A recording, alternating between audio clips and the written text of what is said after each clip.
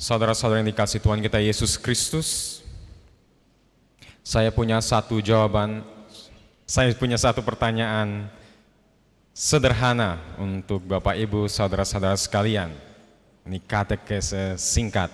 Oke. Siap dengan pertanyaan dari saya? Oke. Apa yang beda pada perayaan Ekaristi hari Minggu ini? Romo, pohon Natalnya udah ada di situ. Gitu. Apa yang beda? Warna liturgi pink. Warna apa ini? Pink. Tapi ada beberapa yang bilang kalau warna ini yang tepat adalah warna rose. Oke, rose. Jadi hari ini Romo-Romo pakai warna kesukaan Romo-Romo.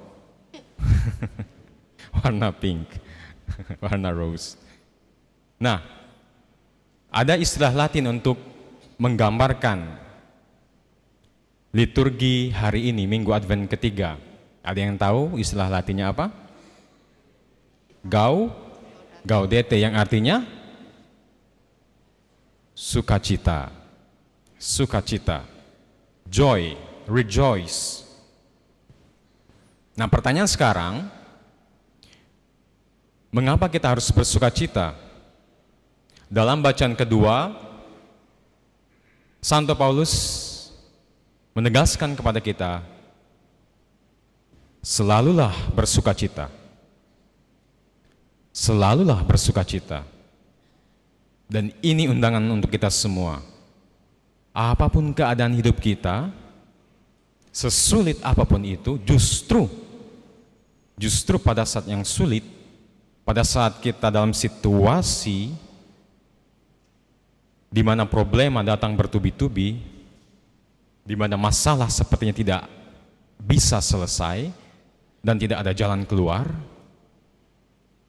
bersukacitalah selalu. Ini sulit, tetapi bukan berarti tidak mungkin. Nah, pertanyaannya, apa sumber sukacita kita?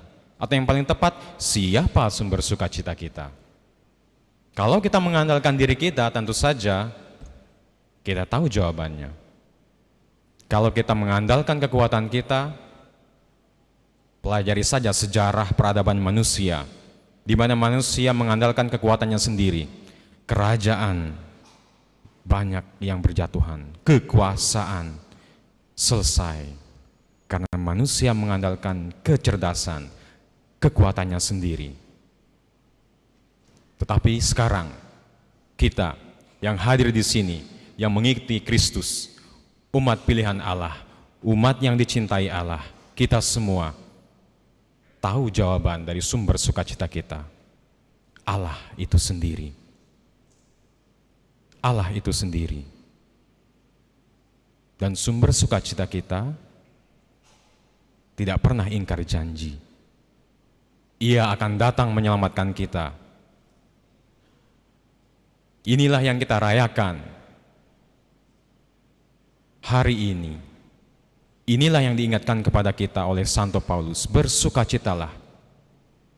Kita mau menyambut kedatangan sumber sukacita kita. Kita bersiap-siap untuk menyambut kedatangan Sang Penyelamat.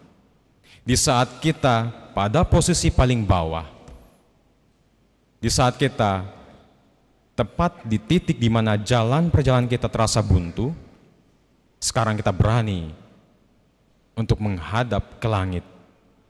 Dalam doa kita, di saat kita menangis, di saat kita berlutut, kita berani meminta, Tuhan, datang padaku. Tuhan, selamatkan aku. Inilah sumber sukacita kita. Dan Tuhan tidak pernah ingkar janji. Waktu Tuhan selalu tepat. Waktu Tuhan selalu tepat. Dan bagaimana kita bisa mempersiapkan kedatangan Sang Juru Selamat, kedatangan Kristus di dalam hati kita, kehidupan kita, di keluarga kita. Bagaimana kita mempersiapkan diri kita untuk kedatangan Allah Putra dalam perayaan Natal. Romo, cara kami menyambut perayaan Natal adalah dengan mendekorasi rumah dengan pernak-pernik hiasan Natal. Seperti itu? Iya, tetapi masih kurang. Menyambut Natal tidak hanya cukup dengan membuat hiasan-hiasan yang tampak, lampu-lampu Natal, pohon Natal, kado-kado Natal, dan sebagainya, dan sebagainya. Tidak cukup seperti itu.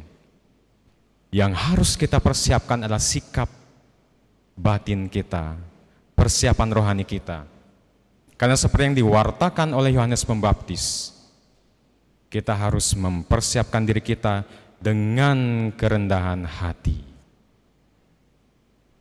Cara kita mempersiapkan kedatangan Sang Juru Selamat adalah dengan memiliki kerendahan hati. Mengapa kerendahan hati? Kita lihat, sebelum kita mendengarkan apa yang disampaikan oleh Yohanes Pembaptis dalam bacaan Injil hari ini, kita tahu cerita bagaimana kabar sukacita akan kedatangan Sang Juru Selamat diwartakan oleh malaikat Gabriel kepada Maria. Mendengar kabar yang luar biasa ini, bahwa yang dikandung oleh Maria adalah putra Allah yang Maha Tinggi, keturunan Raja Daud. Padahal Maria adalah wanita yang sederhana. Ini maksudnya apa? Sebuah pertanyaan besar, bagaimana bisa mungkin ini terjadi? Tetapi jawaban Maria akhirnya kita tahu, iman Bunda Maria yang harus menjadi teladan kita. Fiat mihi secundum verbum tuum. Aku ini hamba Tuhan. Terjadilah padaku menurut perkataanmu. Aku ini hamba Tuhan. Maria menempatkan dirinya sebagai seorang hamba. Kerendahan hati. Kerendahan hati Bunda Maria ini yang membuka lebar pintu keselamatan kita. Ini adalah partisipasi keterlibatan kita umat manusia yang meminta dan harus meminta kedatangan Sang Juru Selamat. Karena tanpa Sang Juru Selamat, kita tahu sekali lagi dalam sejarah peradaban manusia, hanya dengan mengandalkan kekuatan kita sendiri, kepintaran kita sendiri, kemampuan kita sendiri, kita tidak mampu menyelamatkan diri kita sendiri. Dalam doa-doa kita senantiasa berseru, Tuhan, datanglah kepadaku. Kerendahan hati Bunda Maria menjadi jawaban kita semua, permintaan kita semua. Kami perlu Tuhan untuk bisa selamat. Hari ini Yohanes Pembaptis punya iman yang sama, kerendahan hati. Bahkan untuk membuka tali kasusnya pun ia tidak pantas. Yohanes Pembaptis adalah seorang nabi besar. Bahkan sebelum Yesus muncul di muka umum, ia sudah sangat terkenal. Bayangkan, banyak beribu-ribu orang berdatangan kepada Yohanes Pembaptis, meminta diri mereka untuk dibaptis. Kita bisa bayangkan pengaruh Yohanes Pembaptis, pewartaan Yohanes Pembaptis bisa menggerakkan hati ribuan orang untuk bisa percaya kepada seorang yang begitu sederhana, memakai pakaian kulit, memakan belalang.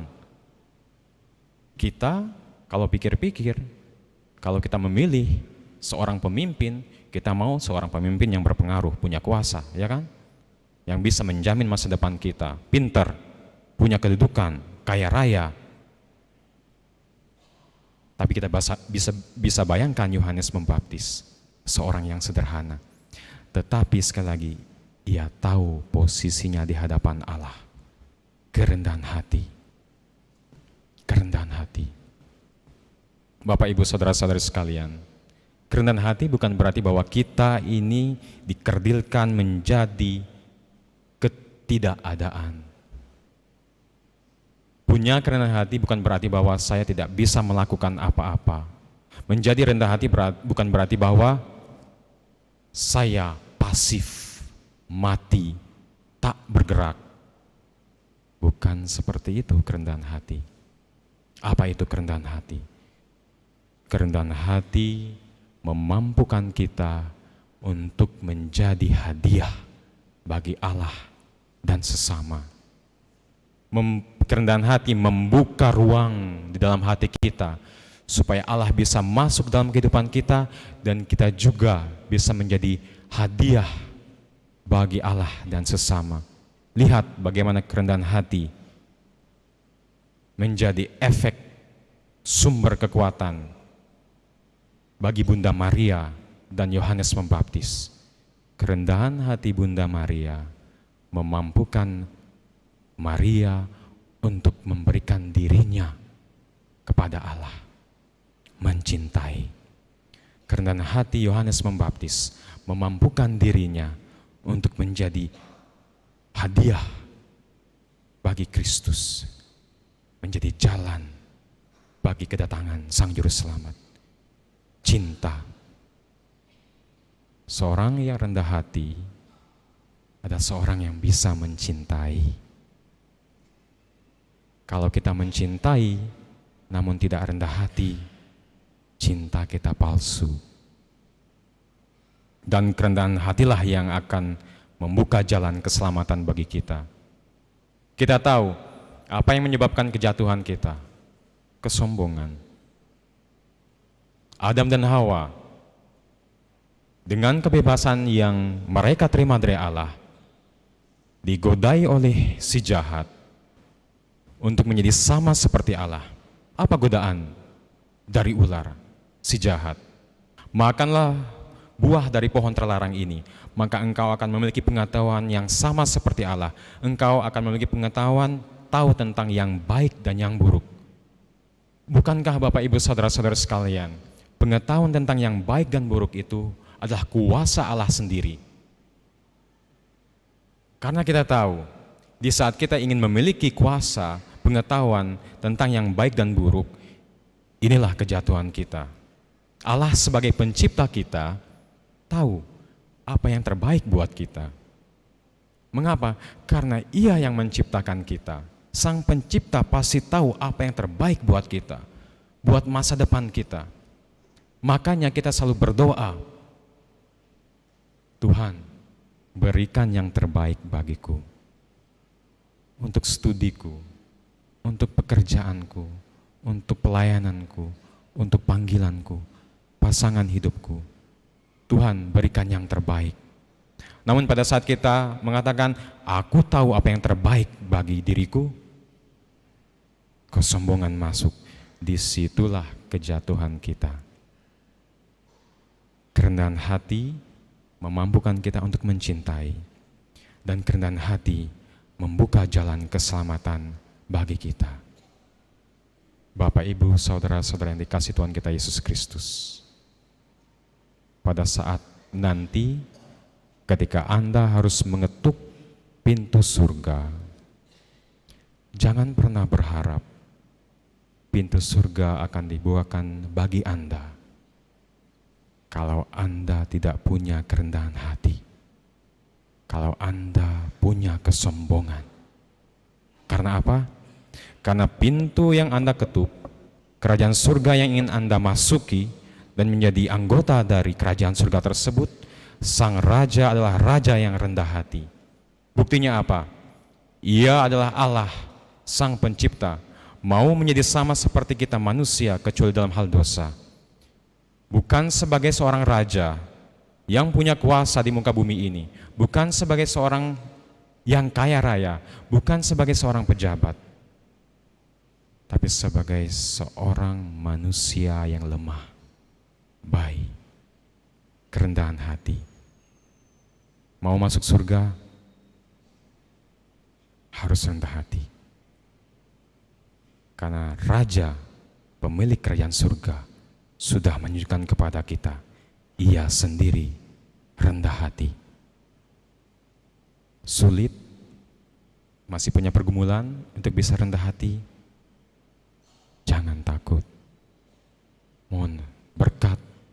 rahmat dari Allah.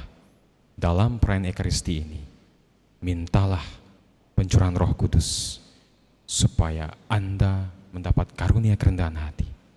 Mintalah dalam doa Anda, Tuhan, mampukan aku, ajari aku untuk rendah hati, karena kerendahan hati adalah bahasamu sendiri. Karena dengan rendah hati, aku mampu untuk mencintai. Karena dengan rendah hati, Engkau menyelamatkan aku.